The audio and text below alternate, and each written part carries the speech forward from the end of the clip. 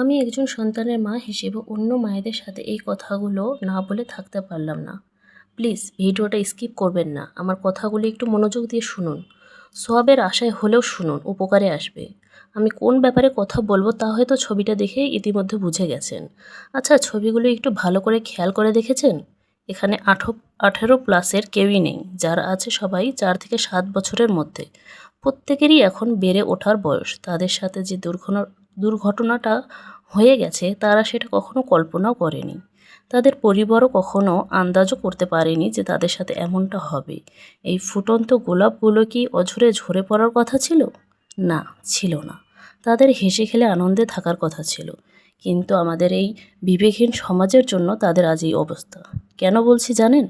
অপরাধ যে করে আর অপরাধ যে সহে, দুজনেই সমান অপরাধী।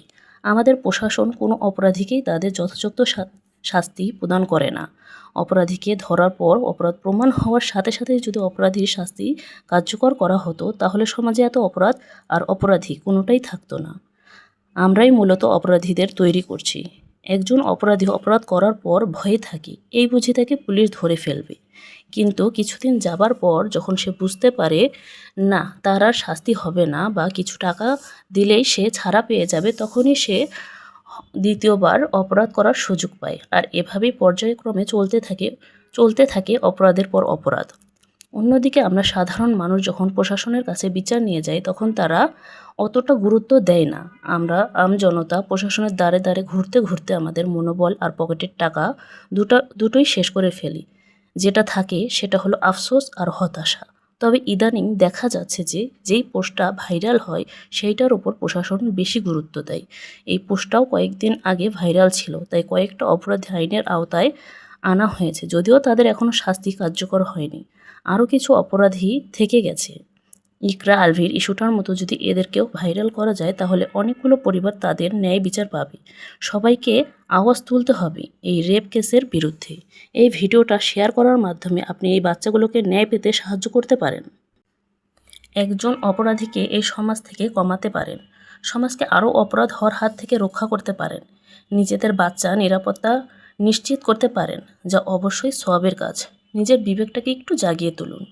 গভীরভাবে একটা জিনিস খেয়াল করে দেখুন, এখানে এই বাচ্চাগুলোর জায়গায় যদি আপনার কেউ থাকতো, আপনার বাচ্চা বা ছোট বোন, তাহলে কি আপনি এই ভিডিওটা এড়িয়ে যেতে পারতেন? খেয়াল করে দেখুন, এইসব ঘটনা কিন্তু রহরহই আমাদের সমাজে ঘটতেছে। অপরাধীরা করছে বলে কিন্তু নয়, আমরা তাদেরকে অপরাধ করতে দিচ্ছি বলে তারা করছে। আমরাই তাদেরকে সুযোগ করে দেই দ্বিতীয়বার অপরাধ করার। আমার একার পক্ষে কিছু করা সম্ভব নয়, কিন্তু আপনারা একটা শেয়ারের মাধ্যমে আরও 10 জনকে সজাগ করতে পারেন। 1000 শেয়ারের মাধ্যমে 1 লাখ মানুষকে সজাগ করতে পারেন। সবাই যদি সজাগ হই আমরা, তবেই সমাজের পরিবর্তন সম্ভব। অপরাধীদের শাস্তির ব্যবস্থা করা সম্ভব। এই নিষ্পাপ শিশুদের রক্ষা করা সম্ভব। আজকে অন্যের বিপদে যদি আপনি চুপ করে থাকেন তাহলে কালকে আপনার বিপদে অন্যরাও চুপ করে থাকবে, এটাই স্বাভাবিক। আর এভাবেই অপরাধী বাড়তে থাকবে সমাজে। তাই সওয়াবের আশায় হলেও ভিডিওটা বেশি বেশি শেয়ার করে অন্যকেও এই ব্যাপারে উৎসাহিত করুন রেপ কেসের বিরুদ্ধে দাঁড়ানোর জন্য। আসসালামু আলাইকুম। Please subscribe my channel.